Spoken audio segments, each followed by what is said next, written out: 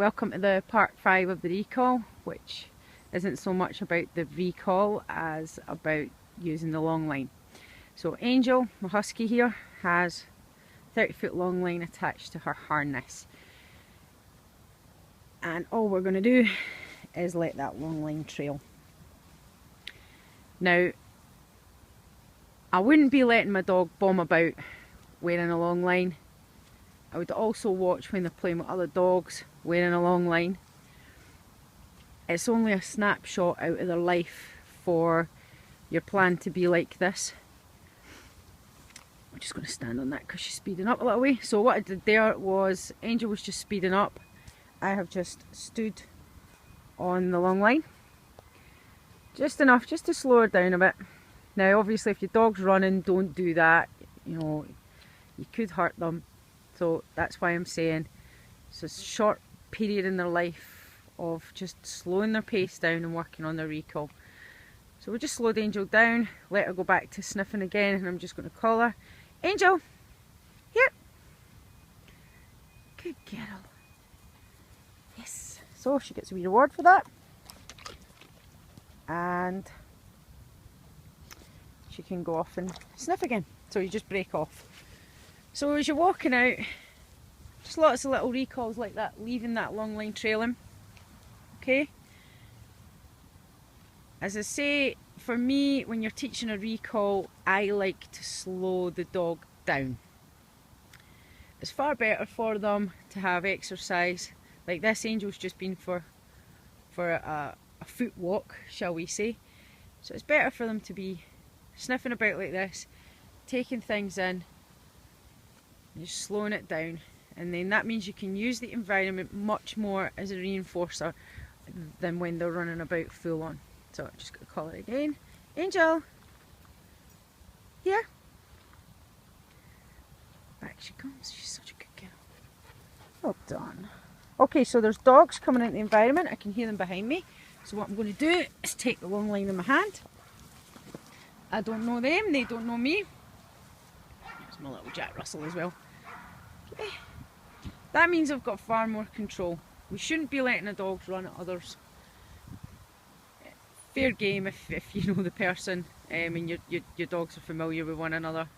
Be excited to see the friends, but I just don't think it's definitely not something that we should be doing. So I just picked the leash up there just as safety. As you can see, Angel broke herself off, went back to sniffing what she was sniffing before. So that's how you do that. As I say, lots of little recalls. Angel, here. Now these dogs behind me sound like that's a collie with a ball. So I just want to get her a little bit closer to me. Just so that we don't set her up for the failure. Good girl. Come on in. Good girl. That was me, sorry, I'm just winding in the long line a little way. So that's how we do that. Now it's risk and reward, meaning if the risks outweigh the rewards of your dog being out, don't let them off. Keep them on a long line. The better on a long line is under a car. Right Angel, here, this way. Good girl. Alright, leave you with that. Okay, so you've just watched that clip. I hope you find that helpful. If you've got any questions regarding that, please get in touch. Now, as I spoke about in the clip, is about slowing the dog's pace down. Especially for your fast breeds, like say your collies and your huskies and things like that, we should actually be slowing them down. People get really hung up on exercise, and the more you run your dog, the more you're going to tire them out, so therefore the better behaved they'll be. In my experience, I find that counterproductive. I find that if we're running the legs off them, it's almost like they get a runner's high. So for me, slowing it down is far better. I've got my wee Alfie here, I do love him. Slow it down. The other thing is, I'm just going to briefly speak about this, and I'm quite happy to take any form of criticism for this, is breed-specific recall. Now, I know we have certain breeds that are said can't be taught a recall. Excuse me, I've got Alfie here. That can't be taught a recall. Things like huskies and beagles. Now, don't start shouting, I'm going to say something. Any dog can be taught a recall. Whether it's a husky or a beagle or a foxhound, any dog can be taught a recall. What I will say though is that these breeds do have a reputation of not coming back. So teach a recall even if you don't intend to let them off for safety reasons. Gates get left open and collars get broken. Now, the other side of the coin, I walk, as you've just seen, a lovely husky. She's very well behaved. She does recall. Would I unattach her long line? It's the burning question. The answer is no, because for me, the risks don't outweigh the reward. I have seen how quickly she goes with a reliable recall if something else takes her fancy. And no amount of high value food training or Premack is ever going to go against her instinct to do that. Now we just need to look through, God, Alfie, you're here.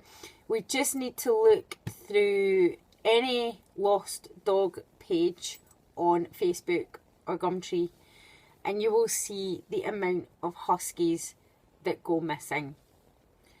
And I do not want to be responsible for saying to somebody, you've been through my series of videos or you've been to see a trainer, so it's absolutely 100% safe for you to let your dog off. I would not ever say that to anybody. You know your dog. You know your breed. You make the decision from there. Don't let anybody else tell you otherwise. The other thing that I will say is that even though you've got one of the breeds that is renowned for being really good at recall, personality goes a long way, and every dog has a different personality. If, for example, you've got like a Jack Russell, like Alfie here, who disappears, don't let them off. Even after you've done all these recalls, if you just, you find you're relying on your long line all the time, don't let them off. It's not worth it. It's not worth losing your dog over. That's enough from me on that matter, and I'm sure that might possibly raise a few eyebrows, but I hope I've given a balance to that it can be done, but just because it can be done doesn't make you any lesser of a dog owner because you don't want to take the risk. That's all I'm saying. Thanks for watching.